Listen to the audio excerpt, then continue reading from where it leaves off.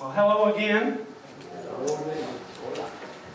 Let's see, how much time do I have? Oh gosh, we got 2 or 3 hours left, right? Okay.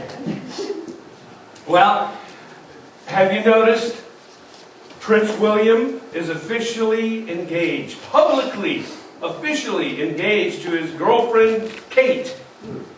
It appears now the American media will now be able to renew its obsession with the British royal family. People magazine and National Enquirer will now have something to write about. We are fascinated with royalty and celebrities, right? Because they live lives that appear to be so different from ours. Not just because they theoretically don't have to worry about the bills, but because they live in the midst of luxury beyond our imagination. And they have someone waiting on them hand and foot. We imagine them surrounded by servants to the extent that the prince doesn't even have to hold the remote control to the TV. He's got a servant that's going click, click, click until he says stop. When we think of royalty, we usually think of the fringe benefits, the affluence, the servants, the undying adoration of their subjects. It's the same with other celebrities like sports figures and movie stars. We think of royalty and celebrities, and we usually think of the privilege that it offers them, not the responsibility that comes with it. That's why Bill Murray said, "Being famous is nothing like you would expect. You think it would be a life of leisure, and there are moments of riding in limos and having someone carry your bag, but it's also a 24-hour-a-day job." He went on to say, "To people who want to be rich and famous, I'd say, get rich first and see if that doesn't cover it."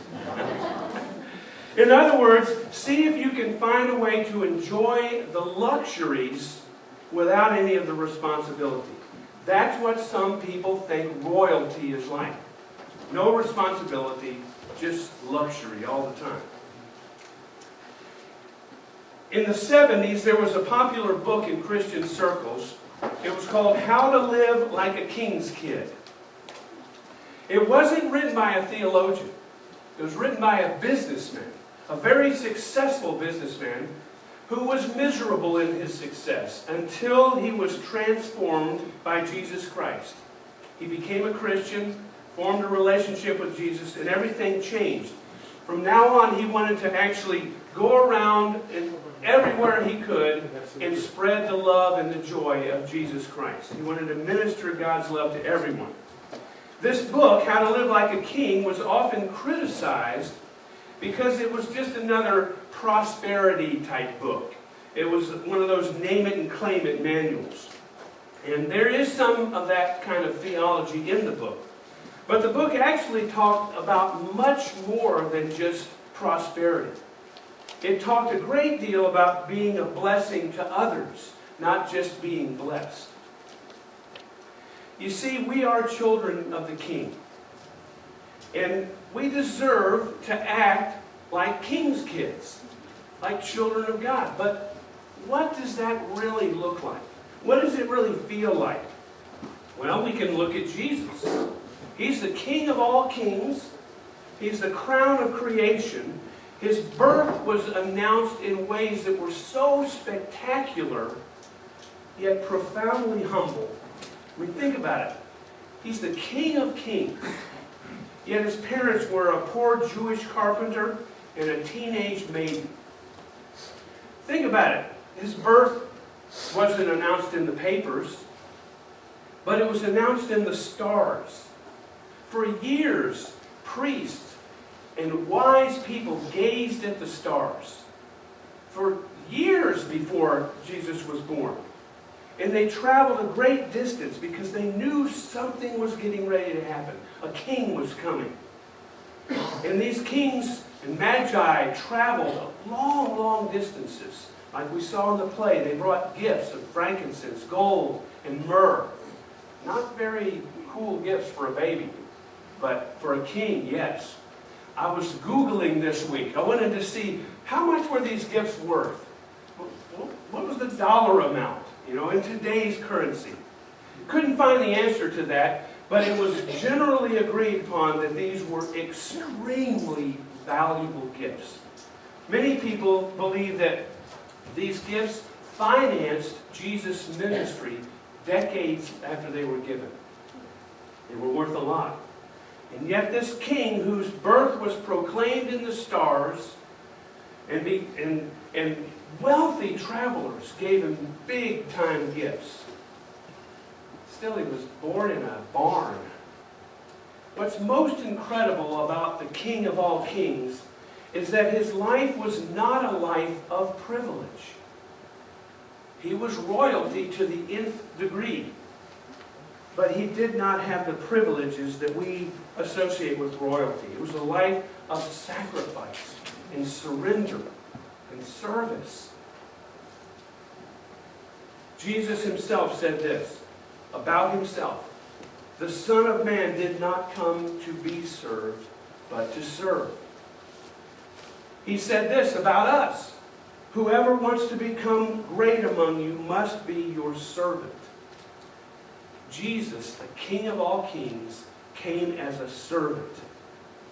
We, the children of the King, are called to do the same thing. We're called to live a life of service.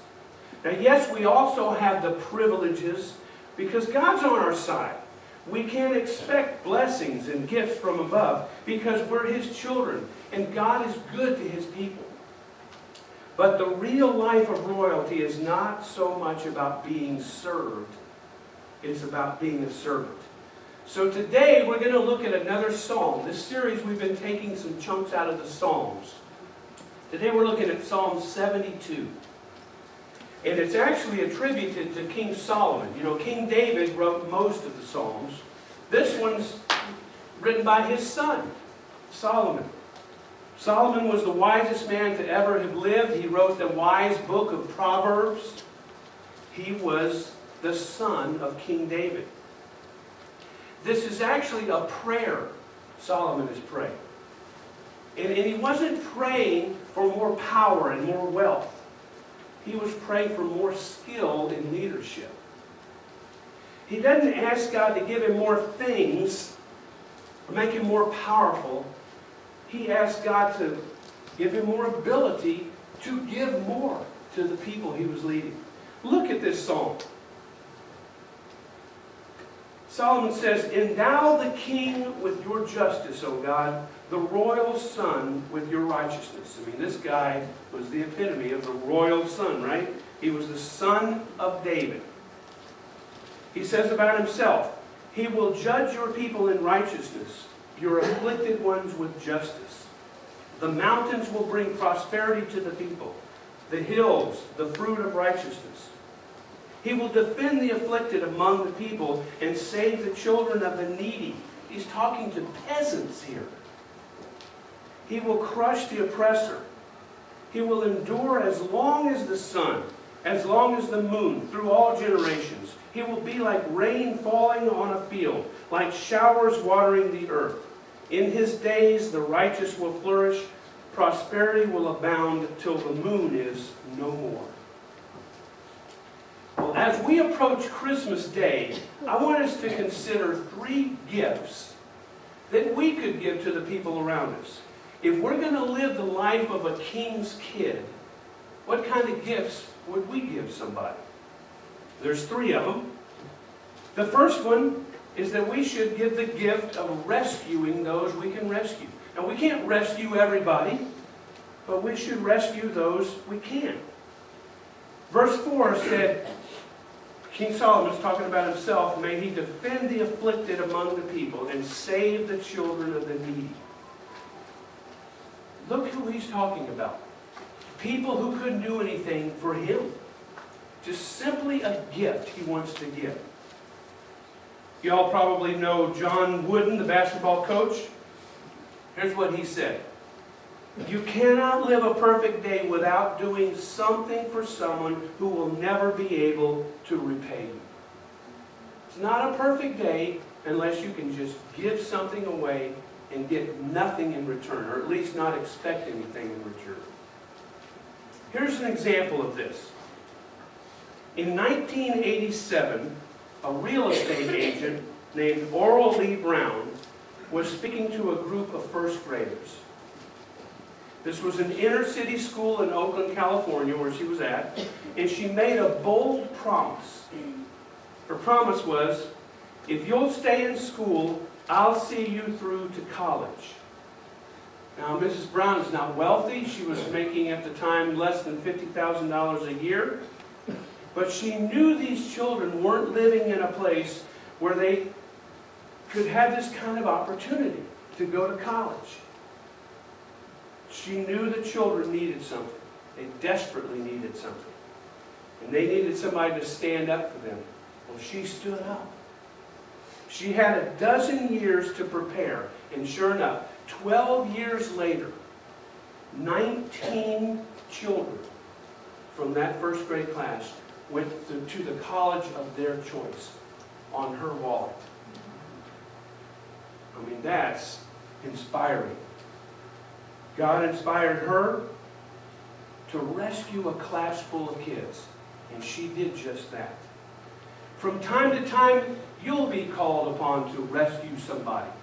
It may be something really simple, like maybe you're going to just buy a bag of groceries for somebody who's hit hard times. Maybe you're going to take a Christmas present to somebody who wouldn't normally get one.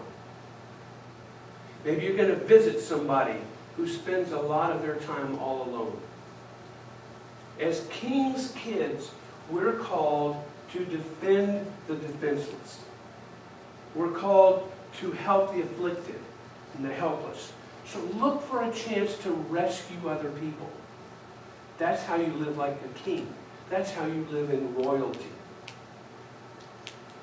The second thing is that we need to refresh those who need it.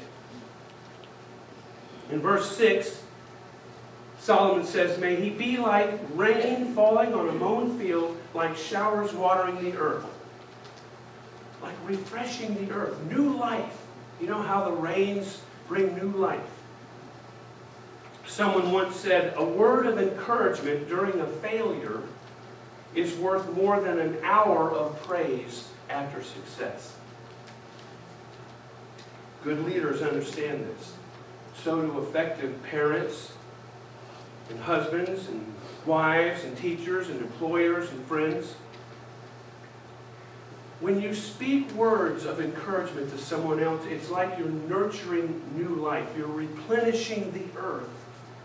You're doing something to fertile soil to make it grow, make things grow better in it.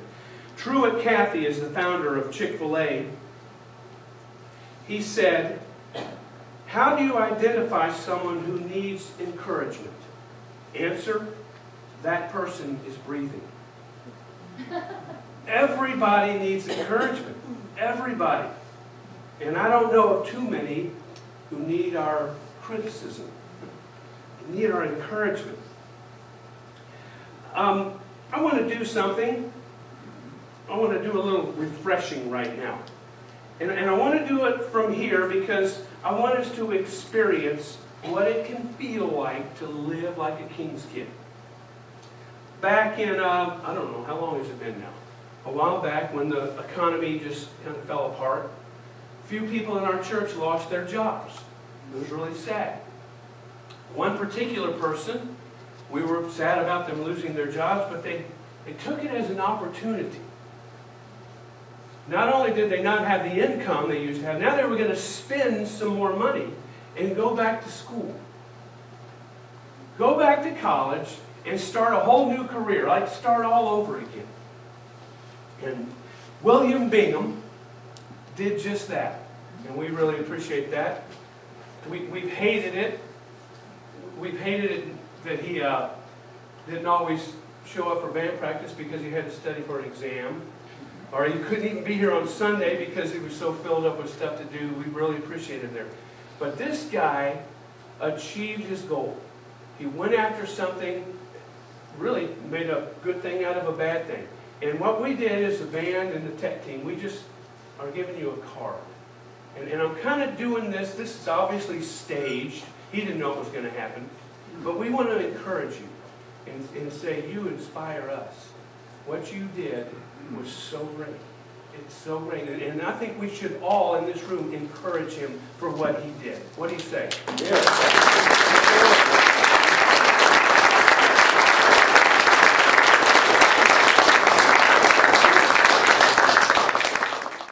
What just happened? Obviously, William was encouraged. I mean, he was encouraged because he met his goal. But what about the rest of us? Anybody who encouraged William just then felt good, right? If that's what it feels like, that's a privilege to live in royalty. You have that privilege. Now, there's a ton of us in here, everyone, who could have been encouraged in some way. I just used William as the guinea pig, but we really meant that. We really meant that, William. The band appreciates you, these people appreciate you, and it could be done for all of us in here. But you see what that does? You see how living like a king is different than just sitting back and sucking up all the good stuff? You're actually doing something and you feel even better. Now that was an after-the-fact stroke. Right? He's already done this stuff. You can do the same thing before someone, so to speak, graduates. You can be their big cheerleader as they're going through something. I'm guessing as your family gets together in this holiday season, that they could benefit from less critical talk and more refreshing talk, more encouragement. Someone once said that people have a way of becoming what you encourage them to be, not what you nag them to be. So let's look for ways to encourage and refresh others. That's how you live like a king's kid. One more thing. As a king's kid, what we can give to those around us is that we remain with those who need us. Remain.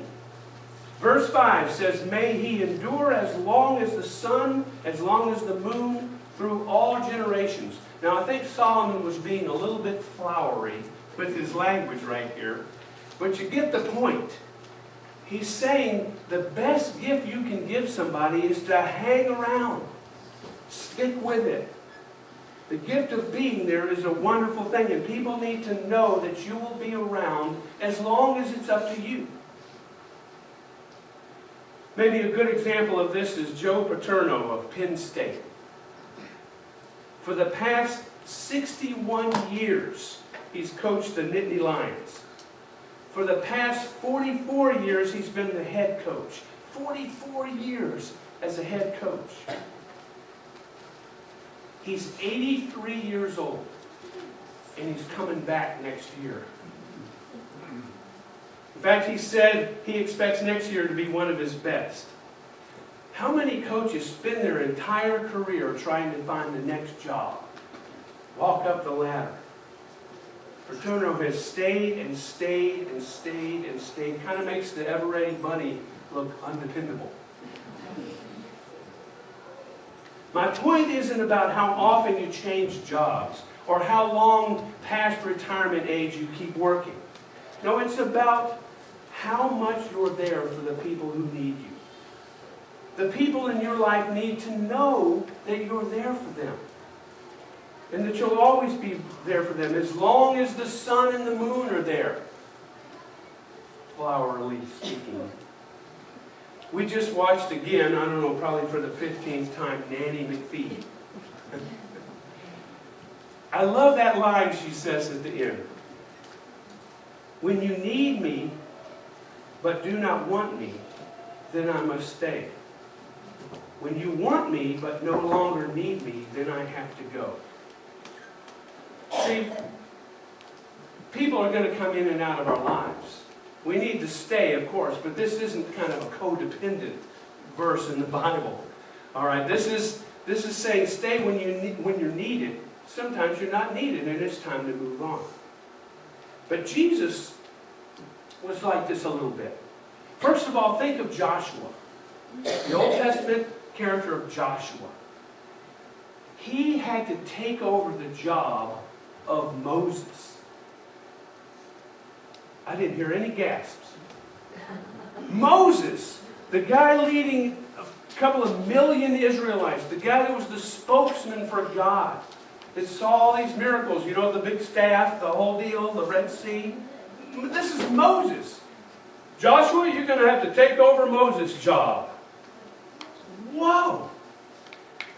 But God said this to him. In fact, he had to say it 3 times. I have a guess that Joshua was maybe doing a little bit of this. Here's what God says. Be strong and courageous, for the Lord your God goes with you. He will never leave you nor forsake you. I think we're a little bit like Joshua too. Jesus was going to leave the earth. He had been resurrected. He was getting ready to leave the earth physically. And he said, hey, all you Joshuas around, you've got my job now. You're going to take over the job of Jesus Christ on the earth. I didn't hear any gasps.